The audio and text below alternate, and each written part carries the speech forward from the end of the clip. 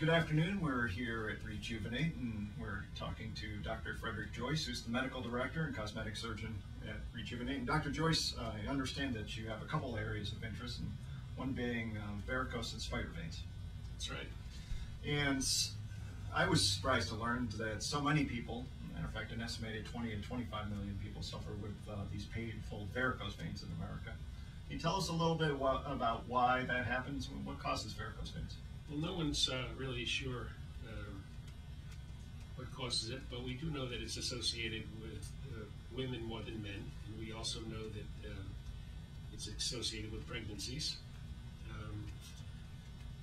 We believe that it's related to the human species being a vertical species, and that puts extra pressure upon the blood in the veins, which then causes them to stretch. Why don't we get these varicose veins in other places, our arms and things like that? Why in our legs? Anything particular going on there? The pressure is greatest down in the legs. I see. And so what is happening with our veins that they get stretched out and they become painful, etc.? Well, normal veins have valves in them, and when, for various reasons, these valves fail, the blood begins to flow instead of from the legs back to the heart. It allows the blood to flow downward into the legs. Blood essentially is pooling.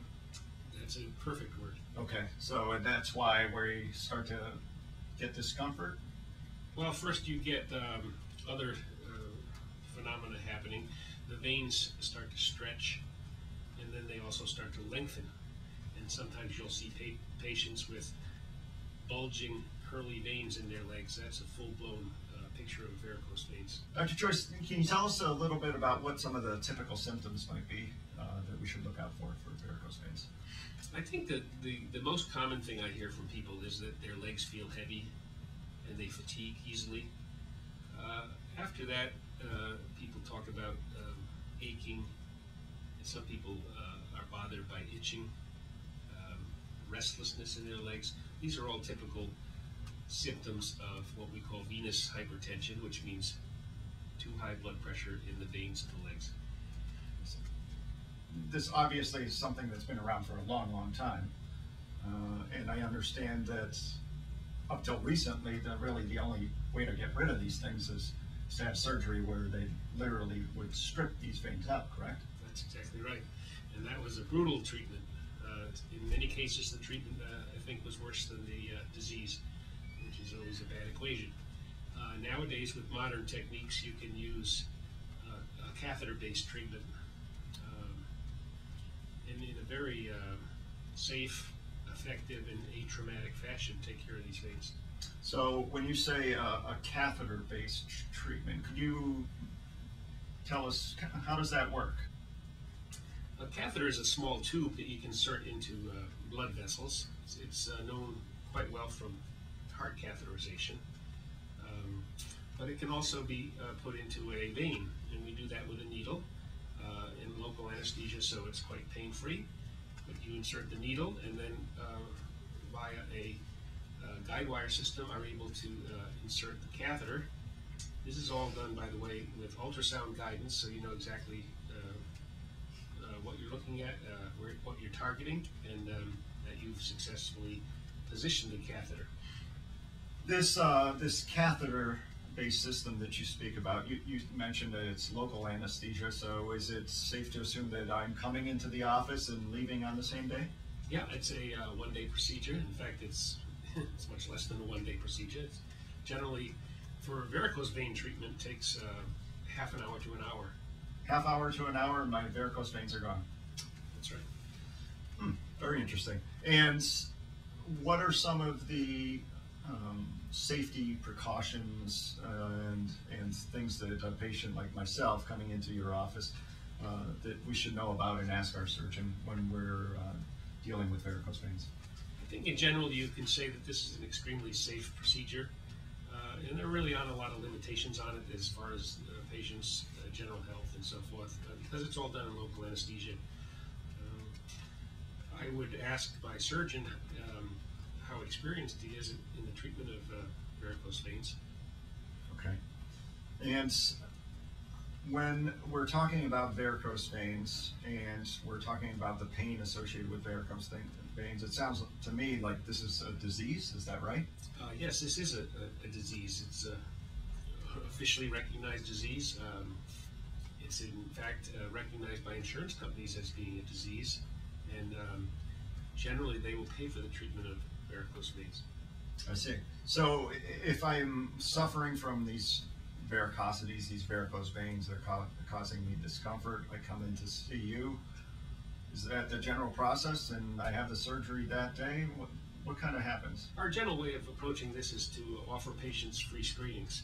So they'll come in and have a short chat with us about their symptoms, and I'll examine their legs. At that point, I generally order an ultrasound study. Modern ultrasound allows us to see inside the body. People know it best from pregnancy, but it also is useful for looking at veins.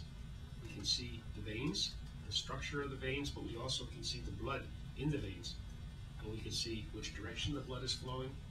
It's really an amazing technology, but that allows us now to diagnose exactly what the problem is, and then we can direct our therapy at the problem. I see. So if I were to come in today for a screening, like you mentioned, and you thought I indeed had problems with my veins, varicose veins, the first step would be this ultrasound study. That's right. I see. And then we would reconvene, and I would discuss the findings with you, and based on that, come forth with some recommendations. Okay. So I come in, I have an ultrasound with you, Dr. Joyce, and the ultrasound shows that I indeed have these leaky valves, like you spoke about, and you recommend that I have this catheter procedure. My veins are all gone after that procedure. Does my body still need those veins? I don't understand. What is happening to those That's veins? an excellent question, Chris. What we do is use heat to close down those veins that contain the leaky valves. They're the ones really causing you your problem with varicosities. Fortunately,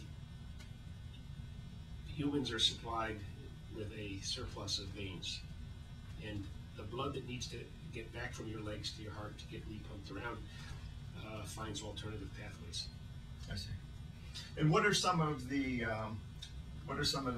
things to consider after a procedure to take care of my varicose veins? Is there a recovery period? Do I have to stay at home for a couple of weeks?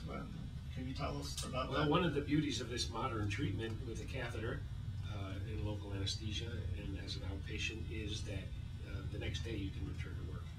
Oh. It's really quite incredible. The only requirement we have is that people use support stockings for at least 2 weeks and preferably for 3 months. And we also ask them not to do pounding exercise such as jogging, although we do encourage walking. I see. So generally speaking, it's a very fast recovery. I can walk, I can do my daily activities. Might have to wear some support stockings, but it sounds like a fairly easy procedure. It's extremely easy. The procedure itself is well tolerated. People should not hold themselves away from getting treatment for their varicose veins for fear of pain or anything else like that. It's extremely well tolerated and wonderfully effective, not only in a cosmetic sense, but the response to this treatment as far as symptoms are concerned is amazing.